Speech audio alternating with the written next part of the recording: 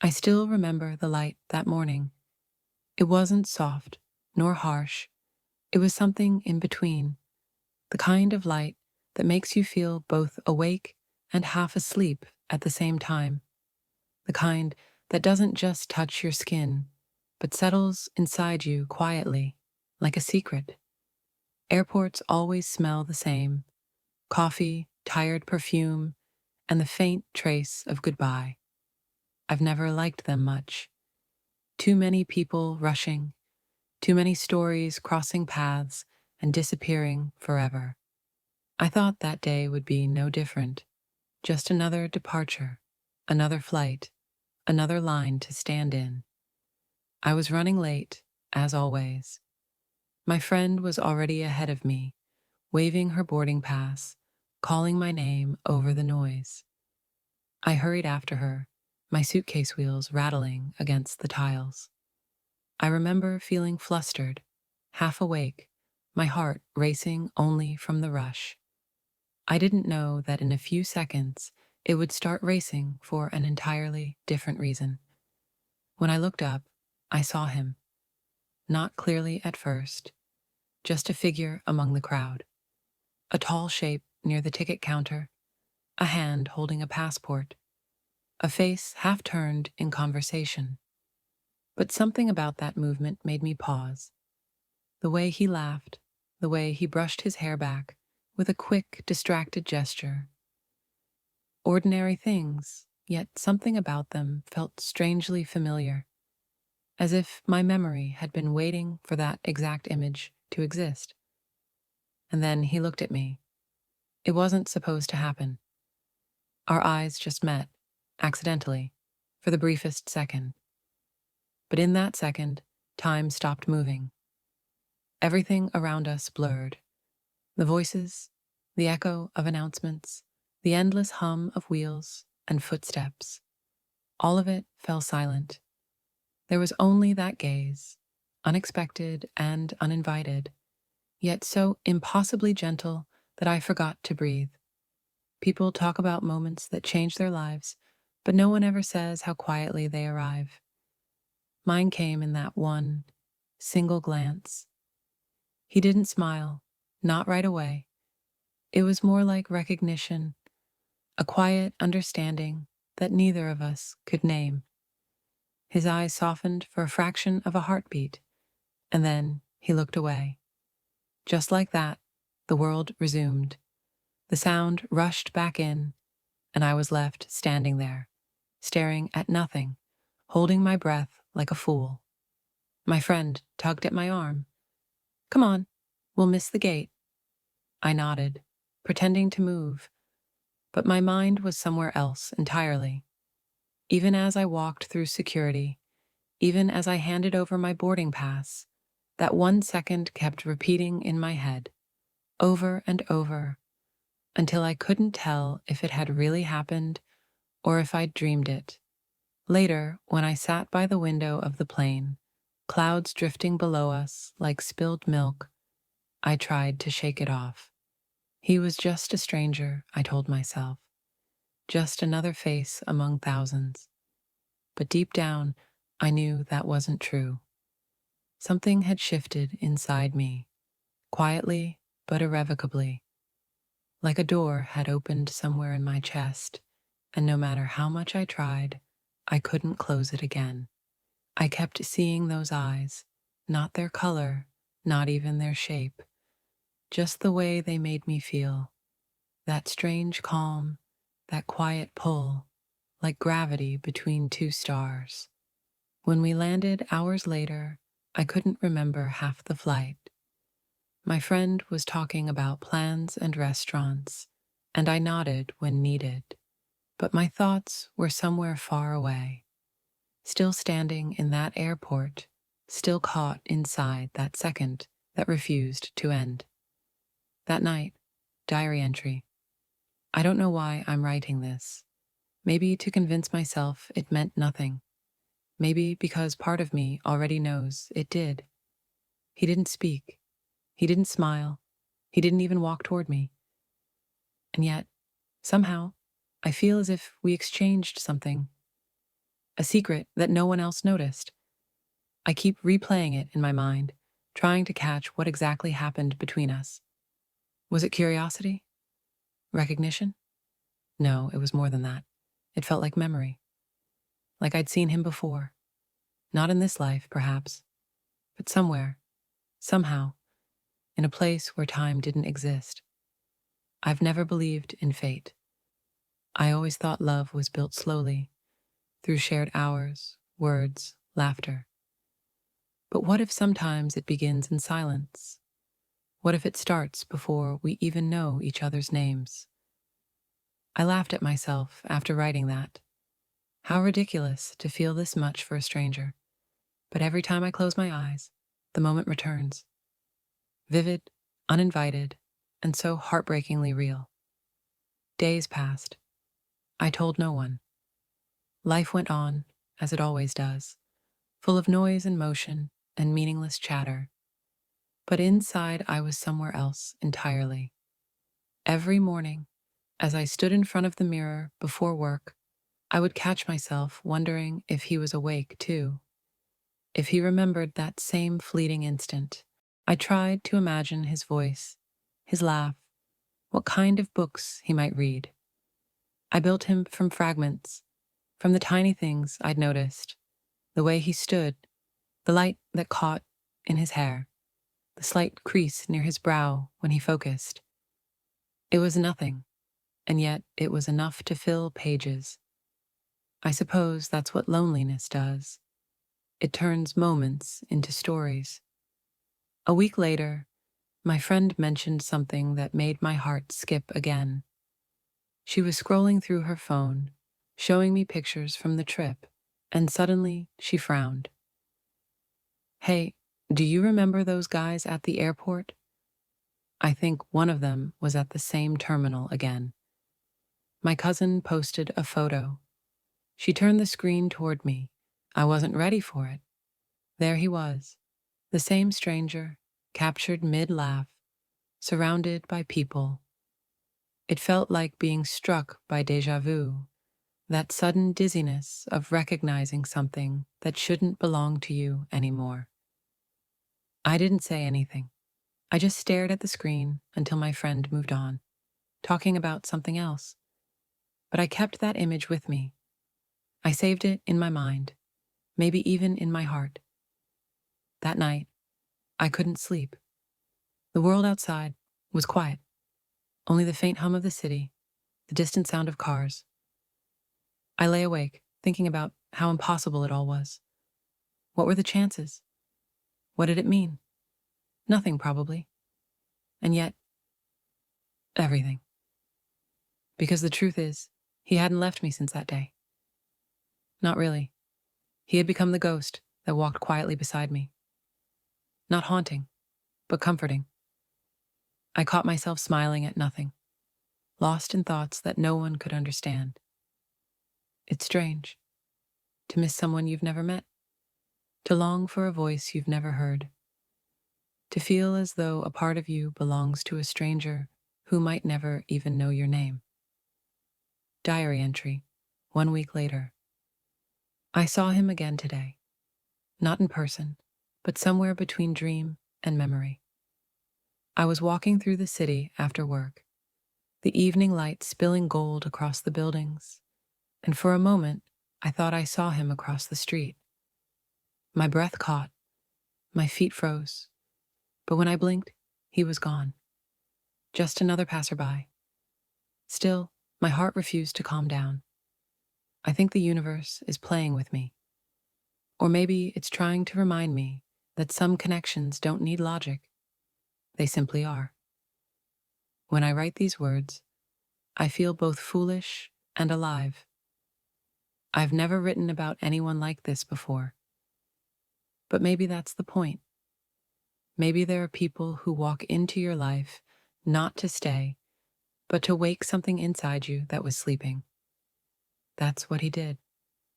He woke something in me, a quiet ache, a fragile wonder, a belief that there's more to this world than coincidence. Sometimes I wonder if he felt it too. That stillness, that strange gravity. Maybe he's out there, going about his life, unaware that a stranger somewhere keeps him alive in her thoughts. Or maybe, just maybe, he remembers too. Maybe he looks for me in the crowd the way I look for him. I don't know. I might never know. But something inside me refuses to let go of that moment. It lingers, gentle and endless, like the last note of a song that never quite fades. I don't know if this is love. It's too soon, too fragile, too unreal. But I know it's something that will not let me rest. The memory of that airport, the way the air smelled of coffee and departure, the way light slid across the glass, and those eyes, always those eyes. If fate is real, maybe it doesn't shout, maybe it whispers. And maybe that day, in the middle of all that noise, I finally heard it. Sometimes, the beginning of forever feels like a single glance. Chapter 2. The First Words. It happened when I least expected it, not in a place of beauty or meaning, but in an ordinary afternoon filled with noise and people. I had just finished work. The air was thick with the scent of rain and traffic, the city pulsing in its usual restless rhythm. I stopped by a small cafe near the station, the kind of place I often go when I need to breathe before heading home. The window fogged slightly from the warmth inside, and I sat there watching the world pass. People, umbrellas, shadows, reflections. And then, without warning, he was there, standing just outside the glass. For a heartbeat, I thought it was my imagination again.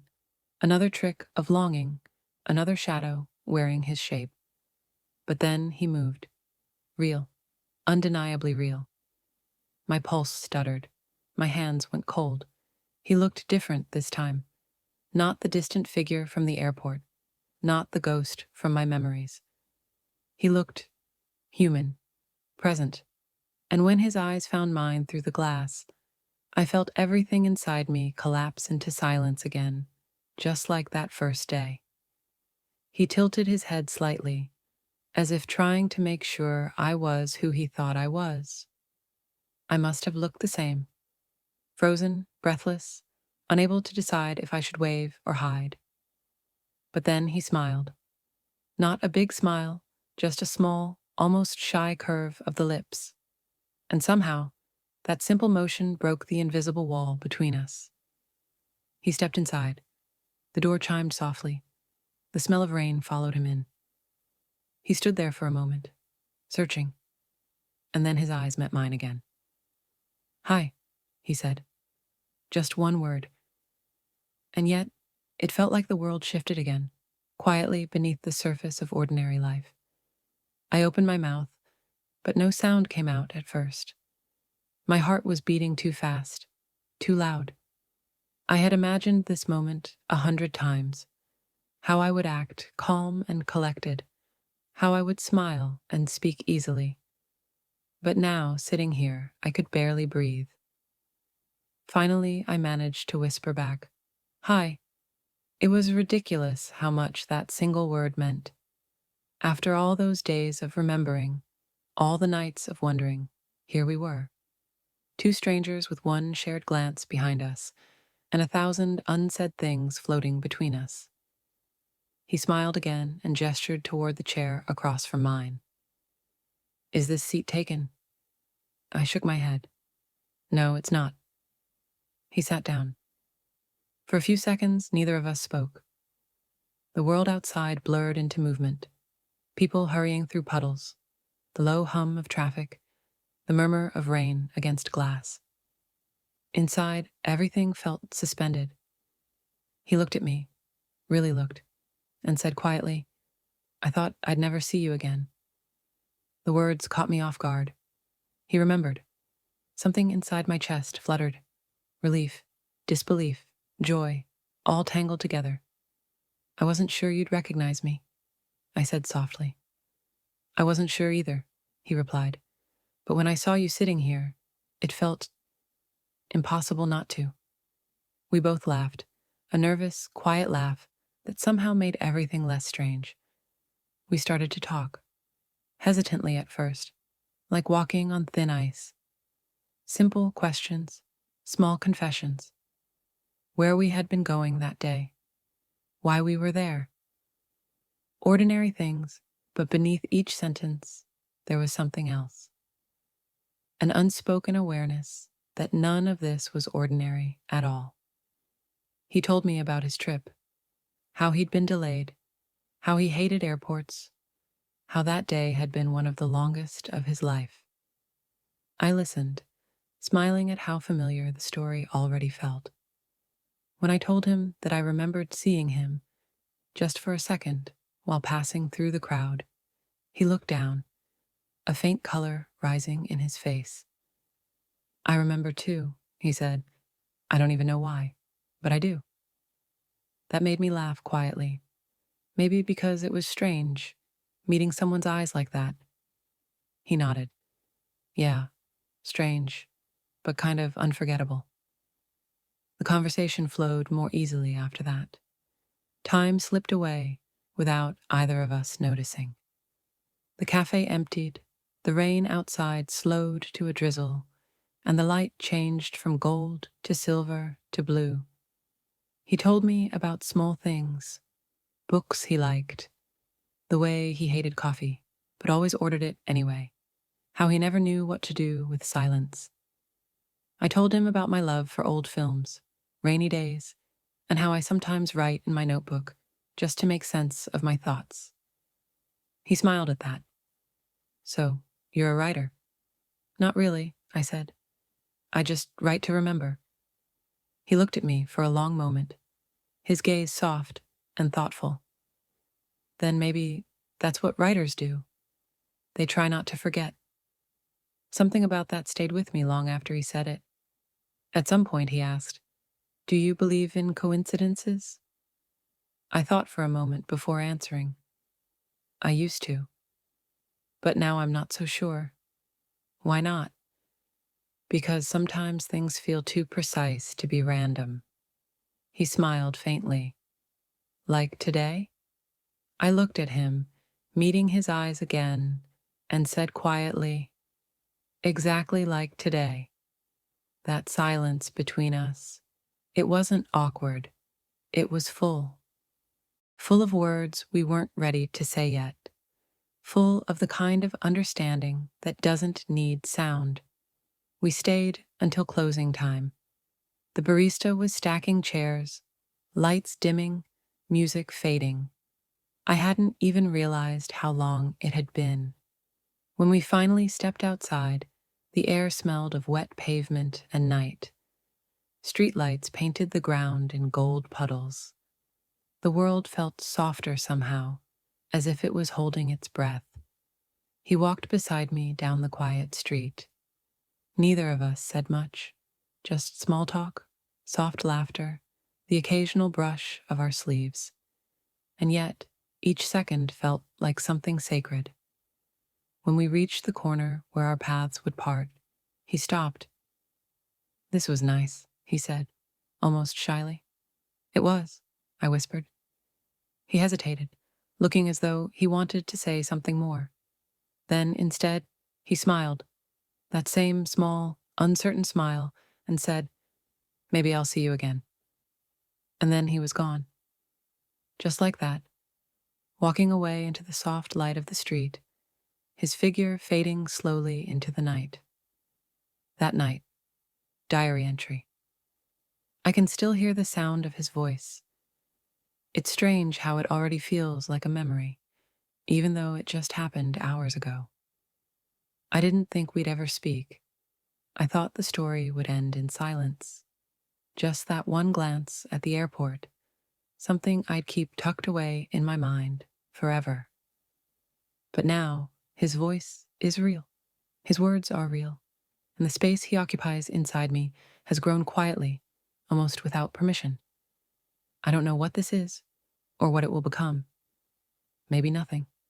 Maybe everything. But tonight, as I write this, I feel lighter, like something that was waiting inside me has finally taken a breath. Maybe this is how all stories begin, not with declarations or promises, but with a simple word. Hi, closing entry. It's a strange thing, meeting someone who feels like both a stranger and a memory. You tell yourself to be calm, to keep your distance, to not imagine too much, but your heart never listens. All it takes is a voice, a smile, a shared silence. All it takes is one moment that feels like coming home. Sometimes, love doesn't arrive all at once. It begins quietly, in the pause between two words. Chapter 3. The days that followed. The days after our first conversation felt different. Not dramatically, not in a way the world would notice, but in small, quiet ways that only I could feel. The morning light seemed softer. The walk to work felt lighter.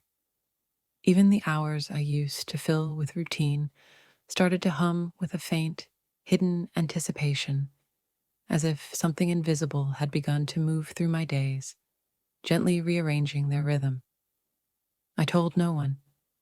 It felt too fragile to share, too new to name. But deep down, I knew something inside me had shifted, like a song that had started playing, so faint I could barely hear it, yet so beautiful I couldn't ignore it. I didn't expect to see him again so soon. It was 2 days later, a Thursday, cloudy, the kind of weather that makes you crave warm hands and quiet company. I stopped by the same cafe after work, half hoping, half pretending I wasn't.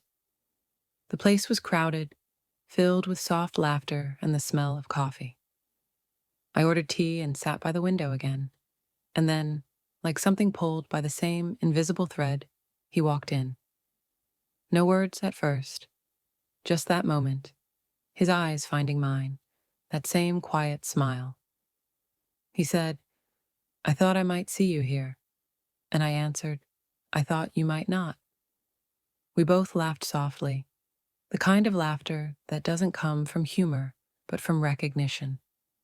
He sat down, and the world resumed its gentle pause. We talked again, this time longer, easier, about work, about music, about how we both hated mornings. I learned that he liked to draw, but never showed anyone. That he had a habit of walking late at night just to listen to the city breathe. He learned that I still write in paper notebooks, that I collect moments the way some people collect photographs. He said, "That's beautiful. You make time stand still." I smiled, pretending not to blush. "I just don't want to forget." He looked at me for a moment, that deep, steady look that made my chest tighten, and said, "I think you already don't." Something about the way he said it stayed with me long after I went home. The next few weeks blurred together. Messages exchanged between work hours, quiet coffee meetings after sunset, long walks through narrow streets lit by old lamps. Sometimes we didn't even talk much. We just walked, our steps falling into rhythm, silence sitting comfortably between us. It was strange how natural it felt, as if we'd been doing it for years. Every small thing became a memory. The way his fingers brushed mine, accidentally. The way his laughter filled the air like warmth. The way he'd listen, really listen, when I spoke, as if every word I said mattered. And slowly, almost imperceptibly, my thoughts began to revolve around him. I caught myself waiting for his messages, smiling at my phone for no reason, counting hours until we'd meet again. It terrified me, how easily he had slipped into my life, not with force, but with gentleness, like a tide that rises so slowly you don't notice you're standing in water until you're already knee-deep. Diary entry, 1 month later. I don't know what this is turning into. We haven't said anything, haven't called it by any name, but it feels like something alive, something breathing quietly between us. He never talks about love, neither do I, but there are moments that feel like confessions, even without words. Like tonight, when we stood by the river, the wind cool against our skin, and he said, "I like the way you see things." I asked what he meant. "You notice everything," he said, "the little things most people miss." And then he added, almost whispering, "Maybe that's why it's easy to be around you." I didn't reply. I couldn't. My throat felt tight, my heart beating too close to the surface. Sometimes silence says everything. There were other days too, slower, quieter, threaded with small tendernesses. The way he'd walk me home but stop one street before my door, saying, "I don't want to end the walk yet." The way his eyes softened when he saw me after a long day. The way he'd remember details I thought he'd forget. The book I mentioned once, the song I liked, the story about my grandmother's garden. He made me feel seen, not as someone to impress or fix, but simply seen. And in that seeing, I began to fall.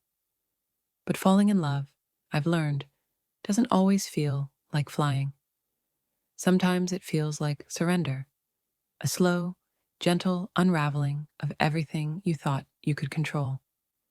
I started writing about him more in my diary. Not directly, never names, never faces, but through fragments, the sound of laughter that stays in my ears long after it's gone, the warmth of a hand that never quite touches mine, the calm in his voice when the world feels too loud. Maybe that's how I protect myself, by turning feelings into words, because words feel safer than truth. One evening, it rained. Not the kind of rain that falls softly, but the kind that soaks the earth completely, relentless and alive. We ran through the streets, laughing, our clothes drenched, our shoes splashing through puddles. He offered me his jacket, and I refused, but he placed it over my shoulders anyway. Under a flickering streetlight, we stood catching our breath, the world around us shimmering with silver. He looked at me then, not smiling, not speaking, just looking, and I understood something unspoken in that silence. Whatever this was between us, it was no longer just coincidence. It was connection, the kind that doesn't need promises or explanations, the kind that exists quietly, stubbornly, beyond logic. Later that night, diary entry. Tonight felt like the world paused again, just for a little while. When I close my eyes, I can still feel the rain on my skin, the echo of laughter between us, the way his eyes seemed to hold something they couldn't say. I don't know where this will go. Maybe nowhere, maybe everywhere. But I know this. Something real has begun. Quietly, softly, the way dawn creeps in before you even notice its light. He doesn't belong to me, but his presence feels like home closing entry. I once read that love doesn't always arrive like a storm. Sometimes it slips in like a whisper, changing everything without asking permission. That's what he feels like. A whisper. A calm that lingers long after he's gone. I don't know what the future holds, or if we'll ever find the right words for what this is. But tonight, as I write this by the window, I know one thing for sure. Something inside me has already chosen him. Chapter 4. The First Goodbye. I didn't notice the distance at first. It arrived quietly, the way winter comes. Not all at once, but through a slow fading of warmth. Our conversations grew shorter, our meetings less frequent. He smiled the same, spoke the same, but something inside his eyes had changed. like a curtain had been drawn behind them. I wanted to ask what was wrong, but the words always got lost in my throat. Love teaches you to read silences, and his were getting louder. The first time I felt it fully was on a Tuesday evening. We met at the cafe, the same one where everything began. I remember the faint smell of cinnamon, the sound of rain tapping the glass. He was already there when I arrived, staring at his phone, fingers tracing the rim of his cup. When he looked up, his smile didn't quite reach his eyes. "Hey," he said softly. "Hey." We talked, or at least tried to. About work, the weather, the same small things that once felt comforting. But now they felt like thin paper, words stretched over something neither of us wanted to name. At one point I said, "You've been quiet lately." He looked down, then forced a smile. "Just busy, I guess." I nodded. Of course. But I knew it wasn't just that. There was a heaviness between us, a silence that filled every pause. I wanted to reach across the table, to take his hand, to remind him that whatever it was, he didn't have to carry it alone. But I didn't. Instead, I stared at the raindrops sliding down the glass and whispered, "I missed you." He looked at me for a long moment, too long, before replying, "I missed you too." And yet, something about the way he said it didn't sound like a beginning anymore. It sounded like an ending, trying to disguise itself as kindness. Diary entry, that night. Something in him is slipping away, and I don't know how to hold it. I keep wondering if I did something wrong, if I spoke too much, felt too deeply, wanted too fiercely. Maybe I should have been quieter, easier to love. Maybe I should have stayed mysterious, light, effortless. But that's not who I am. And if he's already leaving in his heart, no version of me can make him stay. Days passed, and he grew more distant. The messages came slower, the calls shorter. I kept telling myself it was just a phase, that love sometimes breathes in and out, that it would return if I just stayed patient. But deep down, I could feel the truth forming. Heavy, inevitable. Something was changing, and I couldn't stop it. We met again a week later. This time, he didn't smile at all.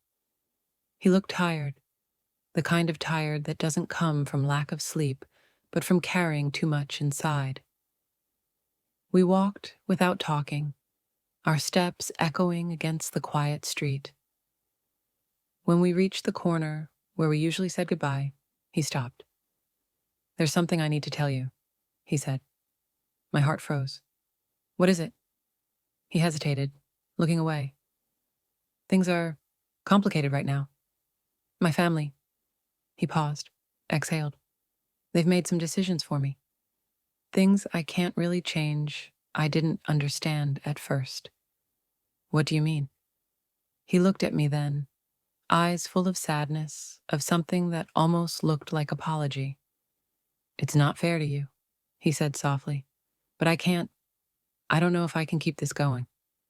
The words fell heavy between us, dull and final. For a moment, all I could hear was the wind. My throat ached, my chest felt hollow. I wanted to ask why, but I already knew. Sometimes love ends, not because it stops being real, but because the world refuses to make space for it. I didn't cry in front of him. I just nodded and said, "I understand." He looked at me with that same quiet pain, the kind that doesn't need words, and said, "You don't deserve this." "I know," I whispered, "but I still want it." He closed his eyes for a moment, then stepped forward. For the briefest second, he held me, not tightly, not desperately, but as if memorizing the shape of what he was about to lose. When he let go, he said only, "I'm sorry." Then he turned and walked away. I stood there until his figure disappeared into the night, until the sound of his footsteps faded, until the air grew cold around me. And then I finally broke. Diary entry. Later that night, there are no words strong enough to describe what absence feels like when it's freshly made. It's not silence, it's noise, endless and sharp. It's the echo of everything you still want to say, colliding against walls of reality. I keep hearing his voice in my head, over and over, that soft, "I'm sorry." Sorry for what? For leaving? For loving me? For being too afraid to choose me? I don't know. All I know is that love shouldn't have to beg for space to exist. But still, part of me would take even the smallest piece of it, just to have him near again. The days that followed were gray. I woke up every morning with a dull ache in my chest, the kind that doesn't fade no matter how many hours pass. I went through the motions, work, home, sleep, but everything felt muted, colorless. I kept expecting my phone to light up with his name. It never did. Sometimes I'd pass the cafe and glance through the window, half hoping, half dreading to see him there. He never was. The world had gone on, but I hadn't. Diary entry, 1 month later. It's strange how quickly love becomes memory. One moment, it's a heartbeat. The next, it's an echo. I tell myself I'm fine. I tell everyone I'm fine. But at night, I still reach for him in my thoughts, the way you reach for warmth in a dark room. There's a kind of silence that doesn't heal. It just becomes part of you, like a shadow you stop noticing. I think that's what this is. Sometimes when I walk past the place where we said goodbye, I still feel him there. Not as a ghost, not as pain, but as a reminder that once, for a brief, bright moment, something beautiful was real. And even if it's gone now, it existed. Some loves don't last forever, but they last long enough to change you. Closing entry. I've stopped waiting for him to come back, but I haven't stopped remembering. The world is quieter now, emptier, maybe. But in that emptiness, I've learned something. Love doesn't end when someone leaves. It ends when you stop feeling grateful that it ever happened. And I am still grateful, even for the heartbreak, even for the silence, even for the goodbye. Sometimes love's most honest word is farewell. Chapter 5. The Hollow Season. Diary entry. Winter begins. There's a certain silence that winter brings, not the soft kind that soothes, but the kind that presses against your chest until even breathing feels like remembering. It's been weeks since I last saw him. I've stopped counting the days because numbers hurt. They measure absence too precisely. The world looks the same, but everything inside me feels unfamiliar. The mirror shows my face, but it's as if someone else lives behind it now. A quieter version of me, one who smiles less, one who has learned the shape of waiting even when there's nothing left to wait for. Mornings are the hardest. That first moment when I open my eyes and forget, just for a second, that he's gone. And then the memory returns, sharp and cold, like air after snow. I lie still and stare at the ceiling, listening to the hum of the world outside. People moving, cars passing, life continuing. I wonder how many of them are missing someone right now. I wonder if he ever wakes up thinking of me, even for a heartbeat, before pushing it away. I tell myself I should get up, eat something, open the window, but most days I just stay there, trapped between the warmth of my blanket and the chill of my thoughts. Time doesn't feel like movement anymore. It feels like repetition. The small things remind me of him. A song on the radio, a scent in the street, a laugh that sounds almost like his. Sometimes I hear someone say a word he used often, and it's like being pulled backward, violently, helplessly, into a memory I didn't ask to relive. Love has a way of haunting the most ordinary things. Even the way light falls across the floor can feel like a message. Diary entry. Midwinter. Everyone says it gets easier with time. They're wrong. It doesn't get easier. It just changes shape. At first, the pain is sharp, unbearable. It cuts you open. Later, it becomes quieter, heavier. It sinks inside you, settles there like dust that never leaves. I've stopped crying, not because it doesn't hurt anymore, but because the tears feel useless now. I've cried enough to know they don't bring anyone back.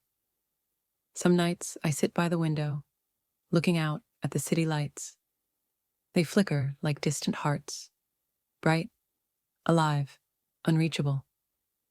I wonder where he is, what he's doing, if he ever looks at the same sky. The thought both comforts and destroys me. People around me try to help. They talk, they invite me out.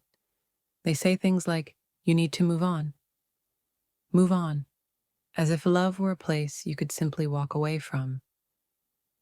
They don't understand that he's not just a person I lost.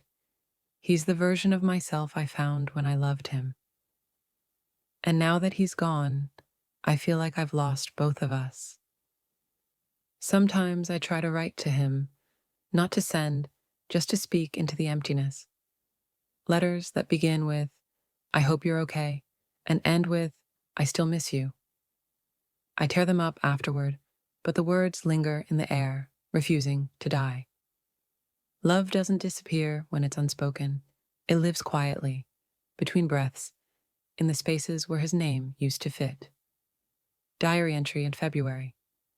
It's strange how life keeps demanding things from you, even when you feel half alive. Bills to pay, work to do, people to answer. I move through the motions, smiling when I need to, talking when expected. But inside, everything feels hollow. I see couples holding hands, laughing, leaning into each other, and it feels like watching a language I used to speak fluently but have now forgotten. Once, that was us. Once, love felt simple. Now, even remembering feels dangerous, because every memory carries a shadow. I dream of him sometimes, not in the way I want to, not warm, not gentle. In my dreams, he's always just out of reach, standing at the end of a hallway or across a crowded room. I call his name, but no sound comes out. I wake up with my heart racing, my hands trembling, the sheets tangled around me like the memory of his touch. Sleep used to be an escape. Now it's another kind of ache. Diary entry, March. The seasons are changing again, though I barely notice. The trees outside are starting to breathe green again, but I still feel winter inside me. Everyone says spring is about renewal. But what if some things aren't meant to bloom again? Sometimes I think of calling him, just to hear his voice, just to know he's still out there somewhere. But I never do. I know he wouldn't answer, and even if he did, I wouldn't know what to say. There's no sentence strong enough to rebuild what silence has already ruined. I keep his memory in small pieces now.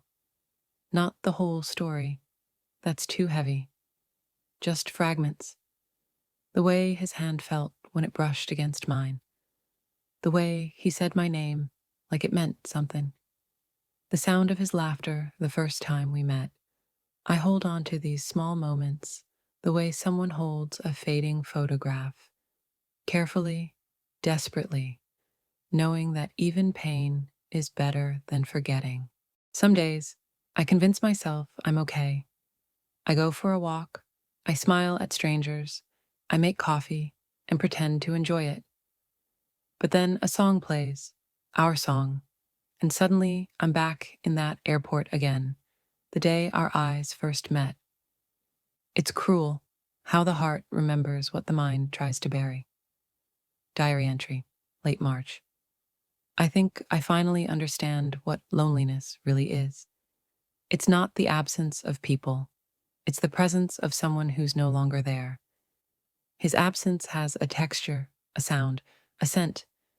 It follows me like a shadow, quiet, persistent, familiar. Sometimes I catch myself talking to him in my head, asking him how his day was, what he's been doing, if he's happy. And then I remember he belongs to another life now, one where I don't exist. That thought breaks me every time, but there's something strange happening lately. The pain still lives inside me, but it's becoming quieter, not lighter, not softer, just less sharp. Maybe grief doesn't vanish. Maybe it just gets tired. Maybe this is what acceptance feels like. Not peace, but the absence of constant resistance. I don't know what tomorrow will bring. Maybe more silence, maybe a little light.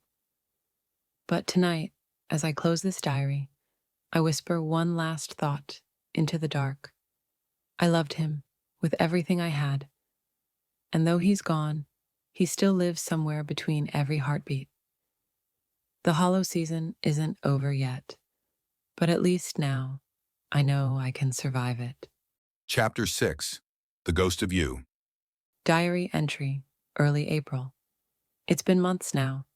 People think that means I must be getting better, that time is doing its quiet work, sanding down the sharp edges of memory. But time doesn't heal.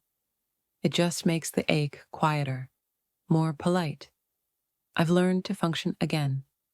I wake up, go to work, answer messages, smile at the right times. From the outside, I look almost normal, but inside, I still see him everywhere. It's not like I expect him to appear. I know he's gone. I know where he is, who he's with, what kind of life he's living now. I know all of that. And yet, my mind betrays me. I'll be walking down a crowded street, and suddenly someone's laughter, that low, warm tone, turns my head before I can stop myself. For half a second, my heart leaps, as if it remembers something my body has already forgotten. And then, reality returns. It's never him.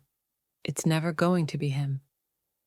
But for that heartbeat of confusion, I feel alive again. The other day, on the train, I saw a man sitting near the window, his hands folded exactly the way he used to sit. Same coat, same watch, same way of staring out as if he was somewhere else entirely. I watched him for 3 stops before realizing how foolish I must look. A stranger studying another stranger, searching for traces of someone who isn't coming back. It's pathetic, maybe, but I don't care, because sometimes that flicker of recognition, that illusion of closeness, is all I have left. At night, when the world quiets, the ghost of him grows louder. Not in the haunting sense, no shadows or whispers, just memories moving through me like a pulse. Sometimes I hear his voice when I'm half asleep, calling my name softly the way he used to when he wanted me to turn around. Sometimes I catch the faint scent of his cologne on my scarf, even though I know it's impossible. My mind is cruel that way. It keeps replaying him like a favorite song that skips but never stops. Mid-April. It's strange how easily absence becomes habit, how you can get used to emptiness until it starts to feel like home. I walk the same paths we once walked together. I order the same coffee, sit by the same window. It's not that I enjoy the pain, it's that I'm afraid to let go of it. Because what if letting go means forgetting him entirely? I think that's what I fear most. Not his absence, but erasing the proof that he was ever real. Yesterday, I passed by the park where we once spent an afternoon doing nothing, just talking, laughing, lying on the grass while the sky shifted from gold to violet. I sat on the same bench for a while, tracing the marks carved into the wood. 2 initials, not ours, but for a moment I imagined they were. And then I remembered the way he looked at me that day, the sunlight on his skin, the warmth of his voice when he said, "I wish this day would never end." I wonder if he remembers saying that. I wonder if he's ever thought of it since. Probably not, but I have, every day. Late April. I saw him today. Not really him, but someone who looked so much like him that my body reacted before my mind could stop it. I froze, breath caught, heart racing. He was standing across the street, phone in hand, sunlight hitting his hair in that familiar way. For a few impossible seconds, I believed it was him. My throat burned.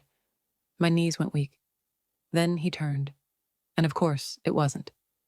The resemblance faded instantly. Just another stranger. But the damage was done. All the walls I'd built over the last few months cracked open again. The ache came rushing back, raw, wild, unbearable. I went home and cried for the first time in weeks. I thought I had moved past the tears, but grief is tricky. It hides until something small, a face, a sound, a shadow, pulls it out again.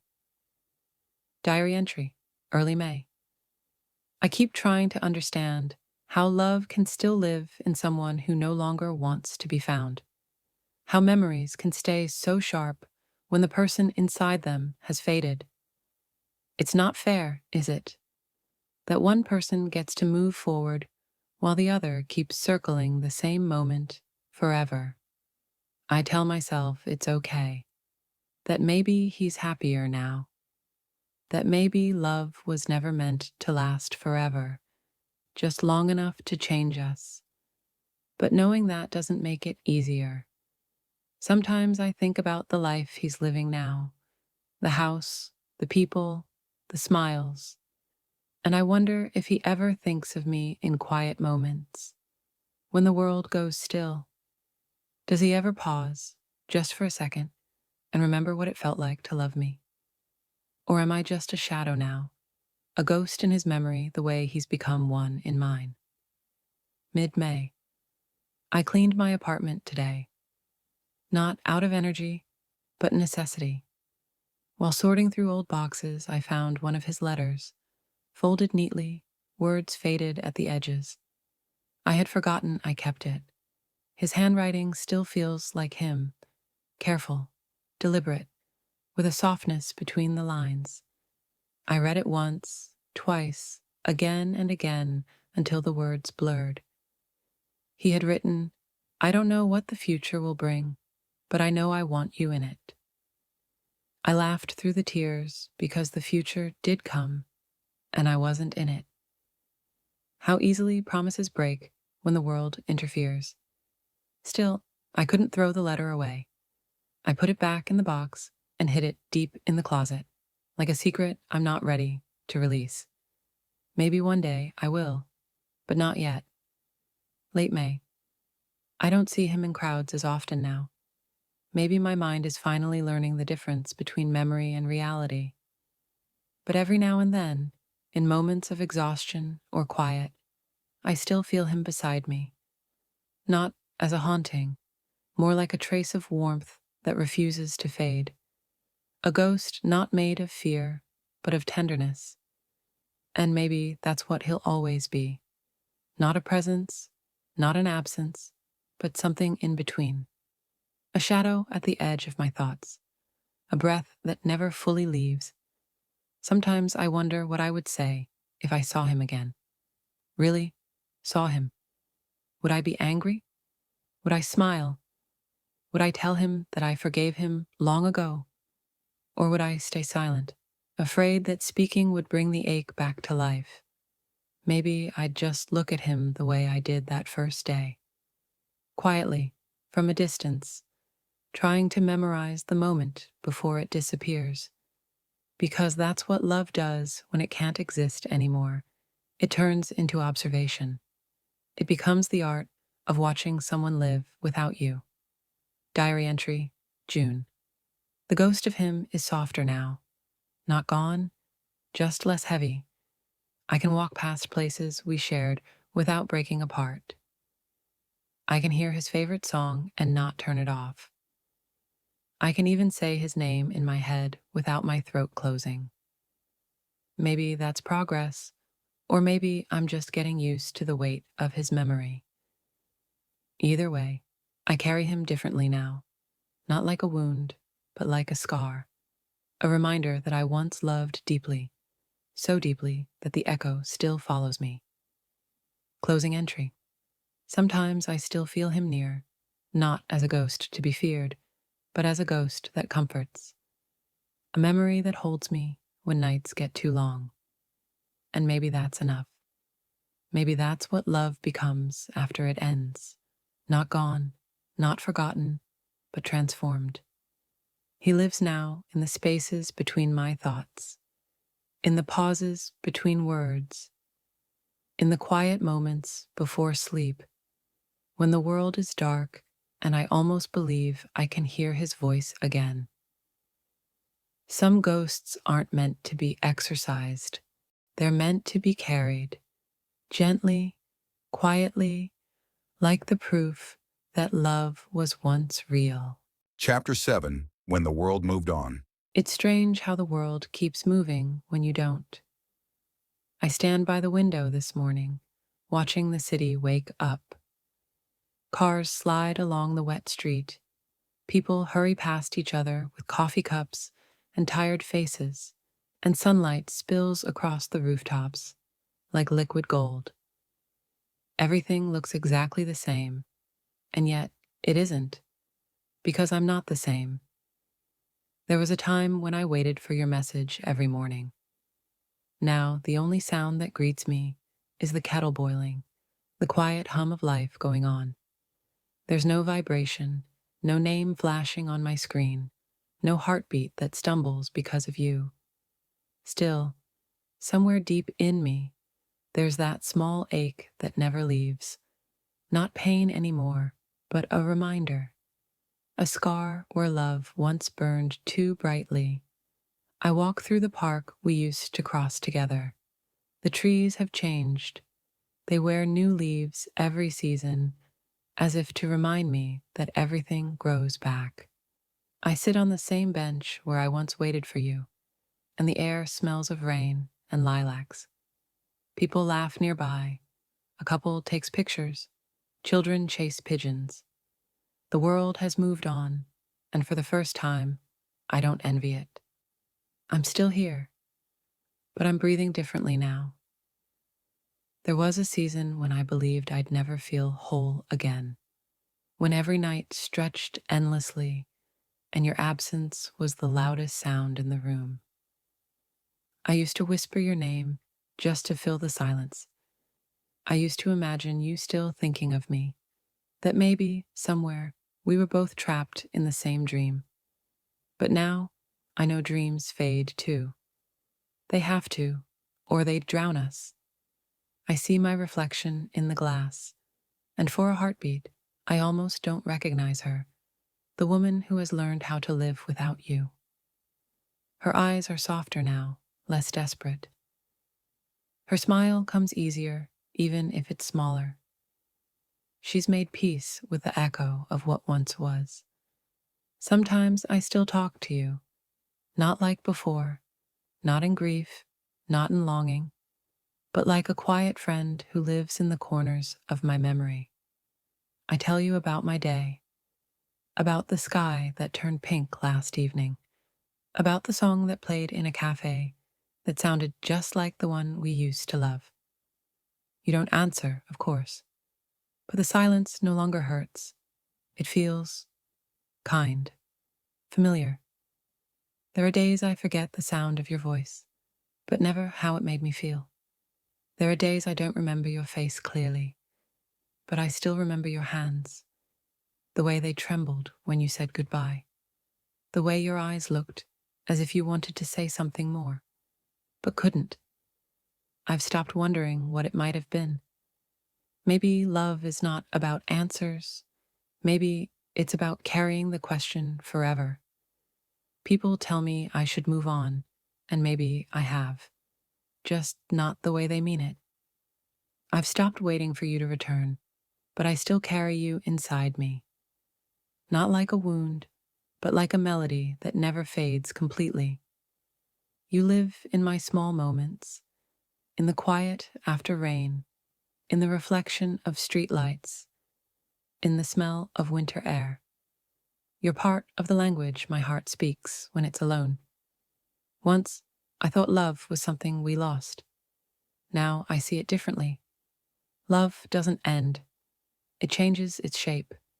It becomes the calm after the storm, the whisper after the scream.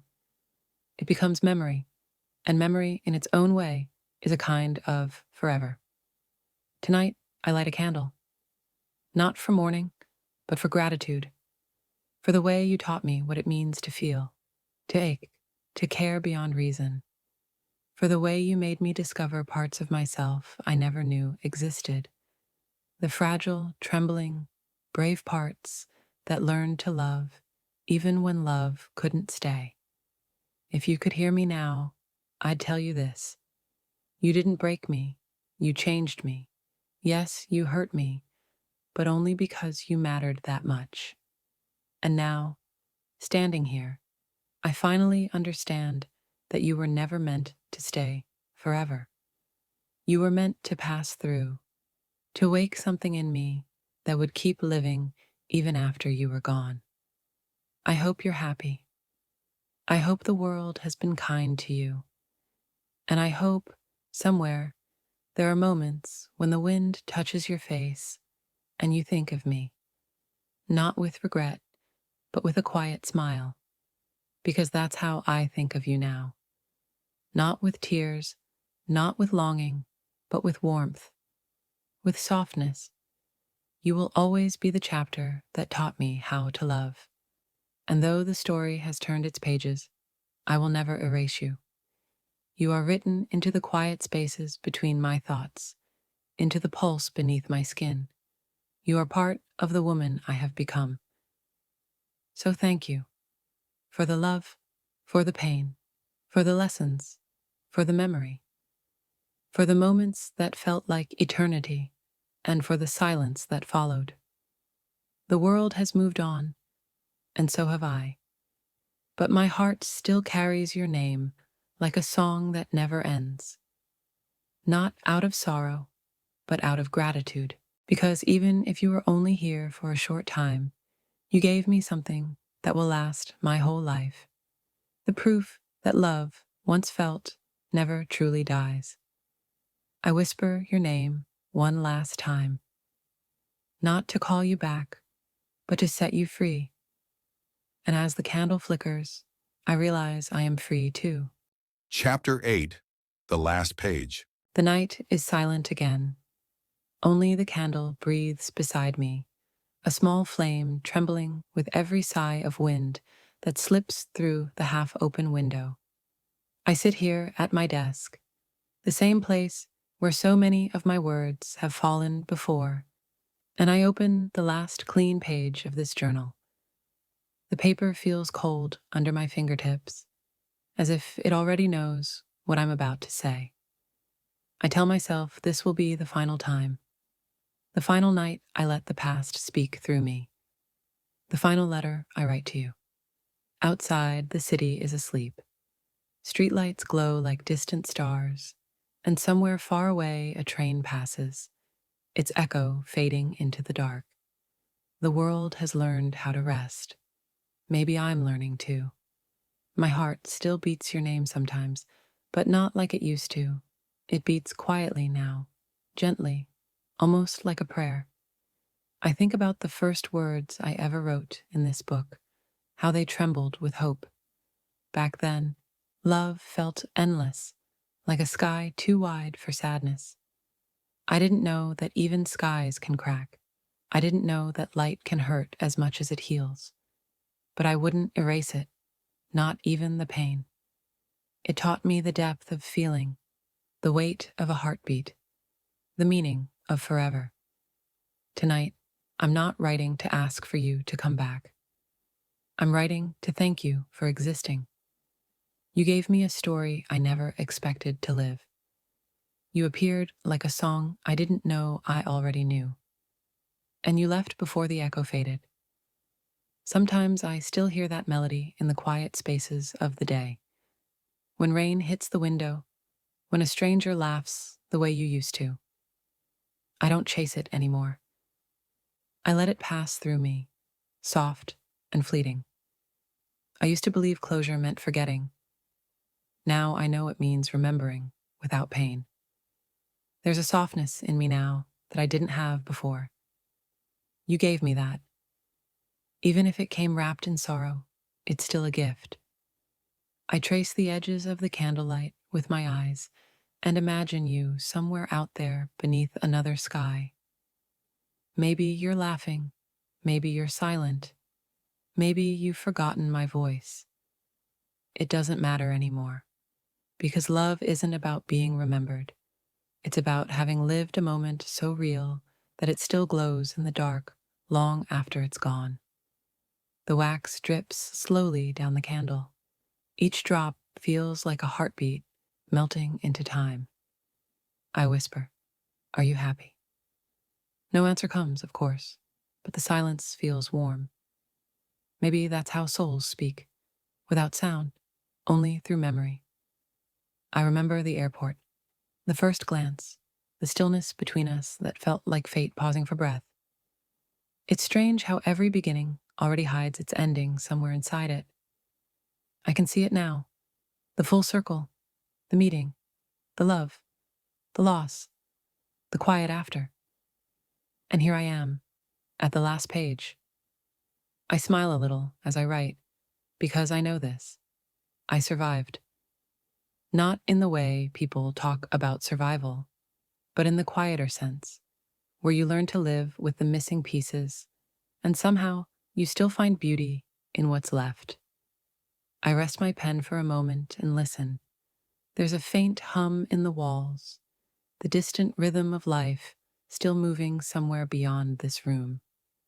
I breathe in the scent of melted wax and paper, and for a second I imagine you sitting across from me the way you used to, quiet, attentive, eyes soft in the glow. I almost reach for your hand, but I stop halfway. The air between us feels sacred now, untouchable. It doesn't hurt anymore. It just is.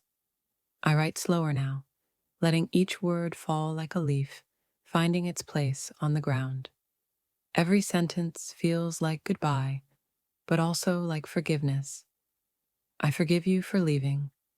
I forgive myself for holding on too tightly. And I thank the universe for letting us exist at the same time, in the same world, even if only for a breath of eternity. Sometimes I think about how small our time really was. A handful of months, maybe less. Yet it filled my life like an ocean. You were not my lifetime, but you were my awakening.